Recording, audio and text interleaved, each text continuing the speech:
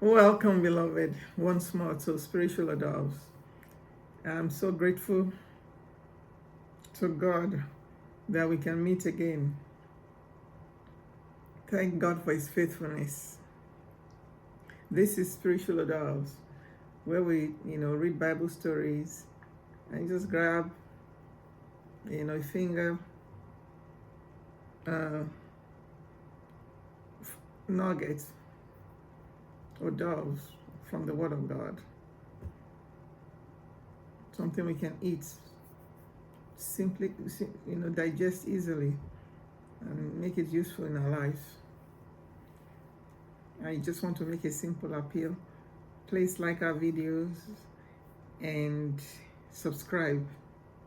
That way, YouTube will recognize our video and spread it to other people so they can enjoy Spiritual Adults.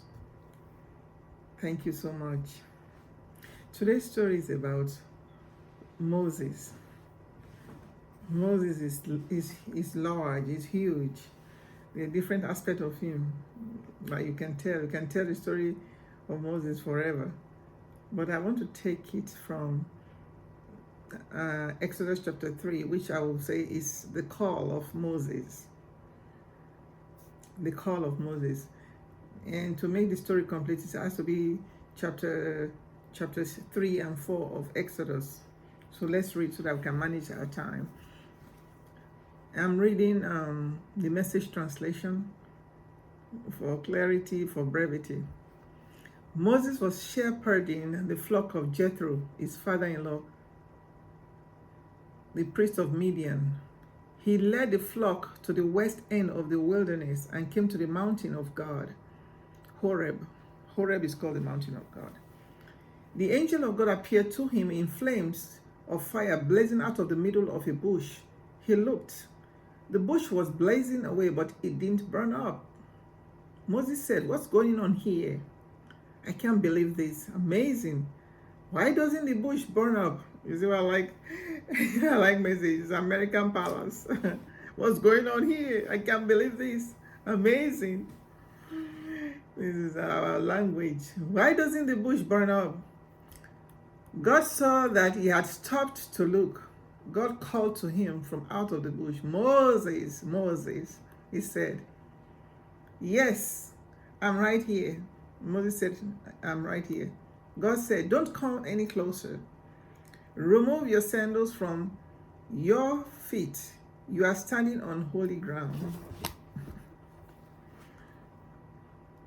Then he said, "I am the God of your father, the God of Abraham, the God of Isaac, the God of Jacob."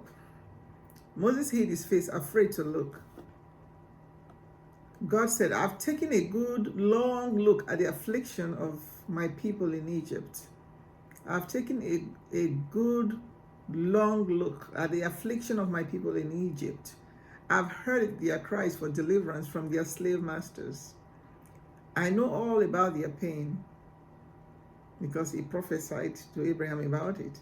"And now I've come down to help them, pry them loose from the grip of Egypt, get them out of that country and bring them to a good land with wide open spaces, a land lush with milk and honey, the land of the Canaanites, the Hittites, the Amorites, the Perizzites, the Hivites, and the Jebusites." Remember the Amorites? God said 400 years. After 400 years, he will bring the children of Israel back. So it looks like it's 400 years now. "The Israelite cry for help has come to me, and I've seen for myself how cruelly they are being treated by the Egyptians. It is time for you to go back. I'm sending you to Pharaoh to bring my people, the people of Israel, out of Egypt." Moses answered God, "But why me?" Oh, why me?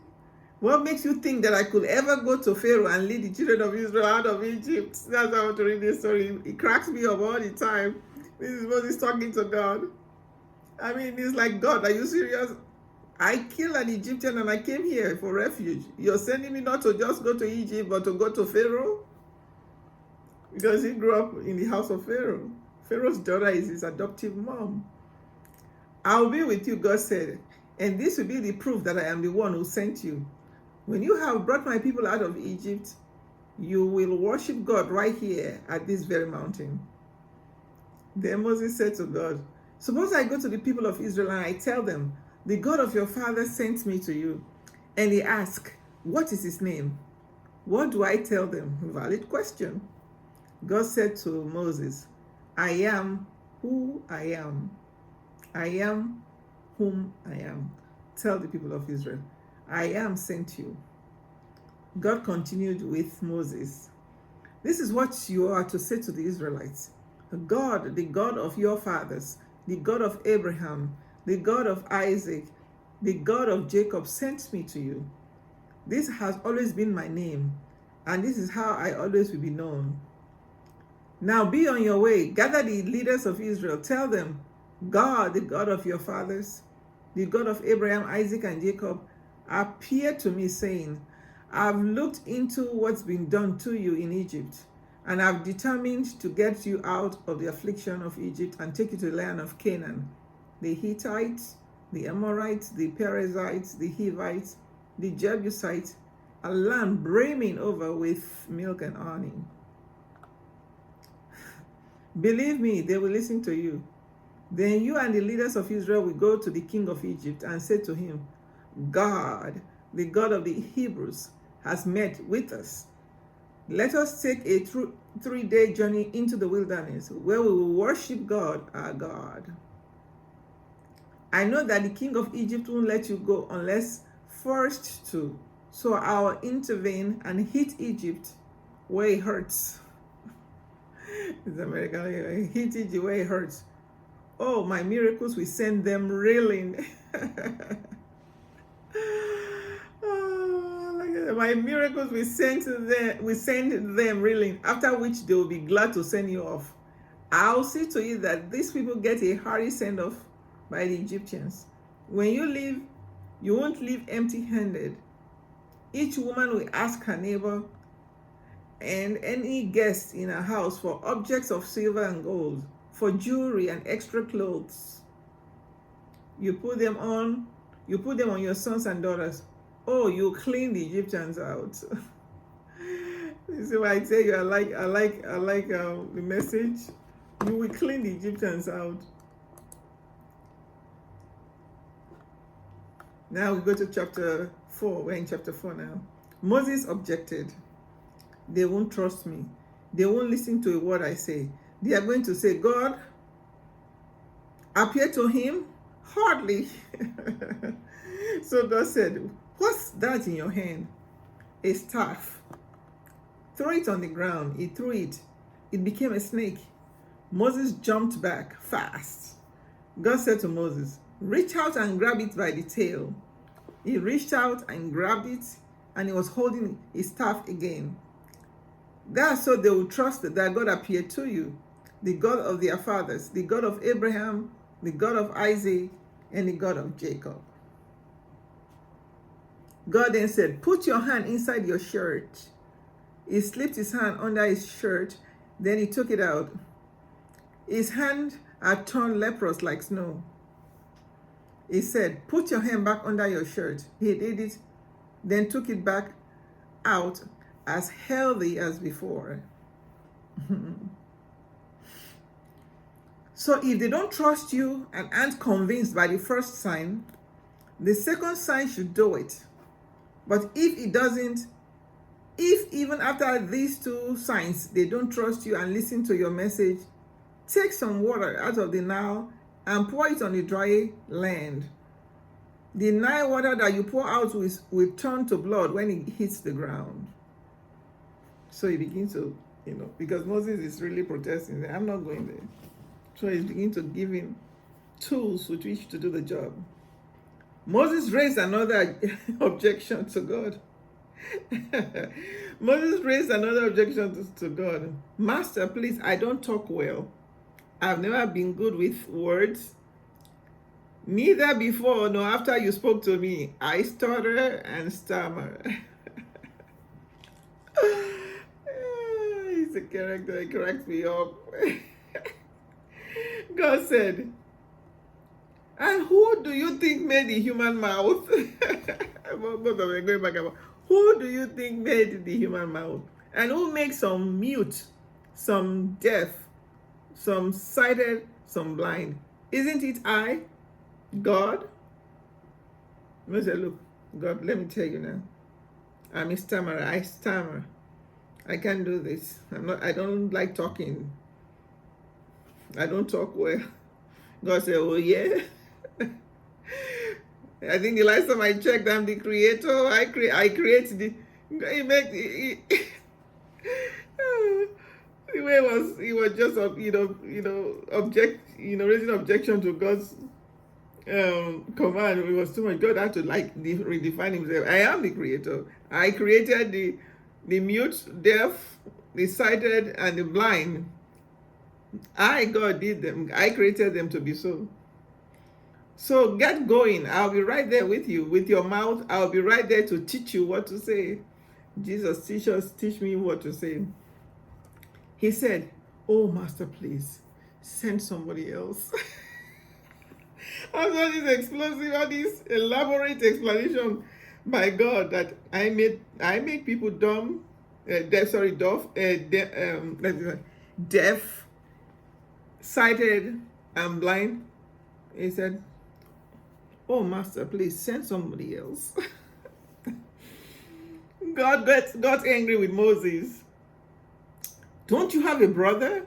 The switch here, the segue, how God is switched from Moses to Aaron, I find that interesting all the time.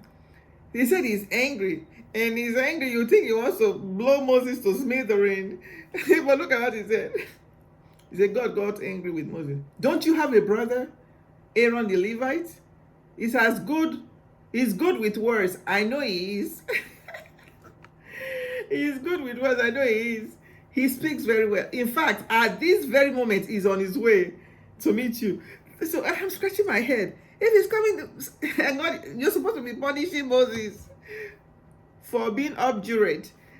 But you're not even, you said, your brother is coming. How did it change from Moses now to his brother? In fact, at this very moment, he's on his way to meet you. That's how much God is good. He listens to your excuses and he'll make room for you. When he sees you, he'll be glad. When he sees you, I'm too excited. When he sees you, he's going to be glad. You speak to him and tell him what to say. I'll be right there with you as you speak with him, as he speaks, teaching you step by step. He will speak to the people for you. He will act as your mouth, but you will decide what comes out of it. Now take this staff in your hand. You use it to do the signs. Moses went back to Jethro, his father-in-law, and said, I need to return to my relatives who are in Egypt. I want to see if they are still alive. Jethro said, go, and peace be with you. God said to Moses in Midian, go, return to Egypt. All the men who wanted to kill you are dead, by the way, so that you allay his fears. So Moses took his wife and sons and put them on a donkey for the return trip to Egypt. He had a firm grip on the staff of God. God said to Moses, when you get back to Egypt, be prepared. All the wonders that I will do through you, you will do before Pharaoh. All the wonders that I will do through you, you will do before Pharaoh. But I will make him stubborn so that he will refuse to let the people go. Then you are to tell Pharaoh God's message. Israel is my son, my firstborn. I told you, free my son so that he can serve me. But you refuse to free him. So now I'm going to kill your son, your firstborn. I'll stop you there at 23. So this story is Exodus chapters 3 and 4, but 4 is 1 through 23. You can finish reading it. But isn't that beautiful? So I like eavesdropping on relationship, conversation between God and his servants. It's really the one he likes. Look at Moses talking back to God. Even when he says he's angry, he's giving him solution to all the objections he's raised. That's why I like God. If it's me too, I'm angry, I'll beat the yang out of Moses, but he didn't do that. He's brought his brother and they accomplished their missions. This is where I'm going to end. Thank you so much for listening to Spiritual Hors d'oeuvres. Join us again. And please remember to like us and subscribe. God bless you, bless you, bless you. Bye.